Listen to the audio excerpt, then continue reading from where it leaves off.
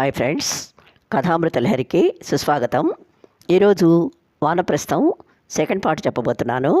దయచేసి స్కిప్ చేయకుండా కథ మొత్తం విని లైక్ కొట్టి కామెంట్ పెట్టి సబ్స్క్రైబ్ చేసుకోండి ప్లీజ్. ఇక కథలోకి వచ్చేస్తున్నాను. గుమ్మంలోనే ఎదురైన పద్మ చేతిలోని బాస్కెట్ అందుకుంటూ, పింకీ పెట్టిందంతా వదలకుండా తినేసిందా? దగ్గరుండి తినిపించారా, లేక దాన్ని తినమని చెప్పి దిక్కులు చూస్తూ కూర్చున్నారా అంటూ గుక్క తిప్పుకొనివ్వకుండా ఆరాలు తీస్తుంటే ఏం చెప్పాలో అర్థం కాక యశోద తటస్థంగా తలూపి తన గదిలోకి వచ్చి ఒక గ్లాసుడు మంచినీళ్ళు తాగి అప్పుడు ఊపిరి పీల్చుకుంది. కానీ ఆమె భయపడ్డట్లే అది అంతటితో ఆగలేదు. ఎప్పుడు తిండి దగ్గర తెగ మారం చేసే పింకీ స్కూల్ నుంచి రాగానే మమ్మీ ఆకలేస్తుంది అనేసరికి పద్మకి అనుమానం రానే వచ్చింది. మెల్లగా కూతురు దగ్గర విషయం కూపిలాగి వెంటనే చిచి, ఏళ్ళు రాగానే సరిపోదు, కాస్తంత బుద్ధి జ్ఞానం ఉండాలి. పసిది ఆకలితో నకనకలాడిపోతుందన్న బాధ లేకపోగా అడిగినా సమాధానం చెప్పకుండా బెల్లం కొట్టిన రాయిలా ఉలుకులేదు పలుకులేదు. అవునులే, తిన్న నా పొట్టకి శ్రీరామరక్ష అనుకునేవి ఇలాంటి వాళ్ళకి వసుబిడ్డ ఆకలేం తెలుస్తుంది.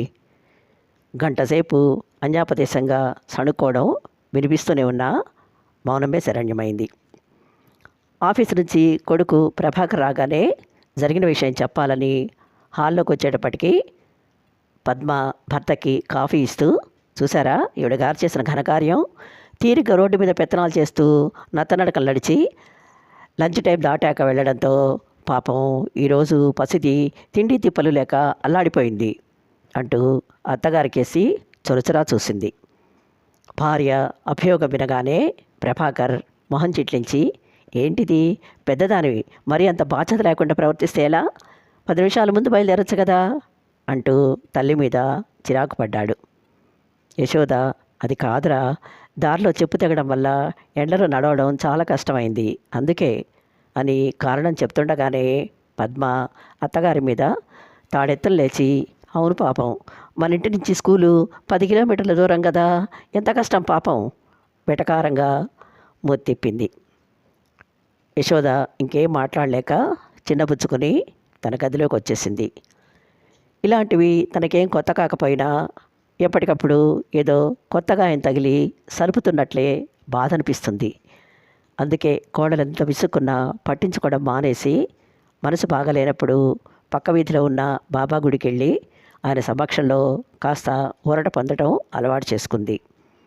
ఎప్పట్లాగే సాయంత్రం గుడికి బయలుదేరుతుంటే నా అంత భక్తురాలు లేదన్నట్లు రోజు గుళ్ళు గోపురాలు తిరిగితే సరిపోదు, ముందు నోటుకొచ్చిన అబద్ధాలు ఆడడం మానేయాలి. వెనక నుంచి కోడలు విసిరే వ్యంగ్య బాణాలు గుండెను ఛిద్రం చేస్తుంటే పేలవంగా నవ్వుకుంటూ బయటికి నడిచింది. గుళ్ళో అప్పటికే హారతి మొదలైంది. భక్త బృందంతో పాటు తను గొంతు కలిపి పూజ పూర్తయ్యాక ఆ తదాత్మ్యత నుంచి నెమ్మదిగా బయటపడి ప్రసాదం తీసుకుని వచ్చి మెట్ల మీద కూర్చుంది. ఇంతలో యశు అన్న పిలుపు వినిపించడంతో ఉలికిపడి వెనక్కి తిరిగి ఎదురుగా మల్లెపువ్వు లాంటి తెల్లటి లాల్చి పైజమా ధరించిన వ్యక్తి నవ్వుతూ చెయ్యూపడం గమనించి ఎవరో అర్థం కాక తెల్లబోయి లేచి నిల్చుంది. రాగి చెంబు లాంటి బట్టతల మీద అక్కడక్కడ వెండి తీగల్లా మెరుస్తున్న తెల్ల వెంట్రుకలు, పెదవులపై చక్కటి చిరునవ్వు ఎక్కడో చూసినట్లే అనిపించినా స్పష్టంగా గుర్తుకు రాలేదు. కానీ కుడి మోకాలి మీద అరచెయ్యి ఆసరా చేసుకుని అతడు నిలబడ్డ తీరు గమనించాక మనసులో ఏదో జ్ఞాపకం తటిల్లతల తళుక్కున మెరిసి, మీరు గిరిధారి కదూ సంభ్రమంగా అడిగింది. అతడు నవ్వుతూ తలూపి గబగబ దగ్గరికి వచ్చి, నువ్వు నా కాలు చూసి గుర్తుపెట్టావు కదూ, నాకు మాత్రం నువ్వు యశువేనని కన్ఫర్మ్ చేసుకోవడానికి అరగంట పట్టింది తెలుసా? ఎందుకంటే చదువుకునే రోజుల్లో చంపకు చారడేసి కళ్ళతో బంతి పువ్వులా కళకళ్ళాడే నీ రూపం నా కళ్ళ ముందు ఇప్పటికీ మెదులుతూనే ఉంటుంది. కానీ ఇప్పుడు ఈ ముదురు రంగు నేత చీర వాలుజడ స్థానంలో ముడుచుకున్న జారుముడి చూస్తుంటే అందమైన చిన్ననాటి కళ చెదిరిపోయినందుకు కాస్త బాధగానే ఉన్నా, మళ్ళీ ఇంతకాలానికి నేను చూడగలిగినందుకు చాలా సంతోషంగా ఉంది. గిరిధారి కళ్ళలో తొడికిసలాడుతున్న అభిమానం చూడగానే యశోద పెదవుల మీద శుష్కహాసం కదలాడింది. ఏ పువ్వైనా వయసుడిగిపోయాక వాడిపోవడం, కాలం తీరాక నేలరాలడం సృష్టి ధర్మం గిరి అని వెంటనే నాలిక కరుచుకుంది. అది గమనించిన గిరిధారి, మన మధ్య ఫార్మాలిటీసు అస్సలొద్దు యశు. నువ్వు గిరి అని పిలవగానే నా వయస్సు రయ్యమంటూ 40 ఏళ్ళు వెనక్కి పరిగెట్టినట్లే అనిపిస్తుంది తెలుసా. మొహమాటం కొద్దీ నా పేరును చాంతాడంతా సాగదీసి చీల్చి చెండాడి నన్ను ఇబ్బంది పెట్టకు ప్లీజ్. సింపుల్గా గిరి అనే పిలువు. నేను నిన్ను యశు అనే పిలుస్తాను చనువుగా అన్నాడు. యశోద అతనికేసి ఆశ్చర్యంగా చూసింది. నువ్వు వెనకటి గిరివి కాదు, చాలా మారిపోయావు. అతడు అవునన్నట్టు తలూపాడు. నిజమే యశు, నాలో చాలా మార్పు వచ్చింది. దానికి కారణం కూడా చెప్పాలి. వయసు ప్రభావం శరీరం మీద ఎలాగూ పడక తప్పదు. కనీసం మనసునైనా ఎవర్ గ్రీన్గా ఉంచుకోకపోతే చచ్చే వరకు ప్రశాంతంగా బతకలేమని నేనే ఈ మార్పు కొని తెచ్చుకున్నాను. సరే, ఆ విషయం వదిలేయి.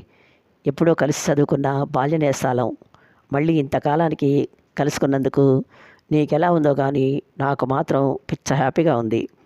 పద, అలా ఆ వేప చెట్టు కింద కూర్చుని కాసేపు సరదాగా చిన్ననాటి గతం చుట్టూ చక్కర్లు కొట్టేసొద్దాం అంటూ గుడి ఆవరణలో ఉన్న రావి చెట్టు కిందన్న చప్టా మీద తీరిక బైఠాయించాడు. ఇంట్లో కోడలు చేసిన రభసకు కలతపడ్డ యశోద మనసుకి చిన్ననాటి స్నేహితుడు ఇలా అనుకోకుండా తారసపడ్డం రవ్వంతా ఉపశమనం కలిగించింది. అతడితో కాసేపు చిన్ననాటి జ్ఞాపకాలు పంచుకోవాలని ఉన్నా ఇంటికి ఆలస్యంగా వెళ్తే కోడలు వేసే వీరంగం ఊహించుకుని ఒక్క క్షణం తటపటాయిస్తూ నిలబడింది. సశేషం. ఈ ఎపిసోడు ఇంతటితో ఆపేస్తున్నాను. మరో ఎపిసోడ్ కోసం వేచి చూడండి. అంతవరకు సెలవు. Thank you.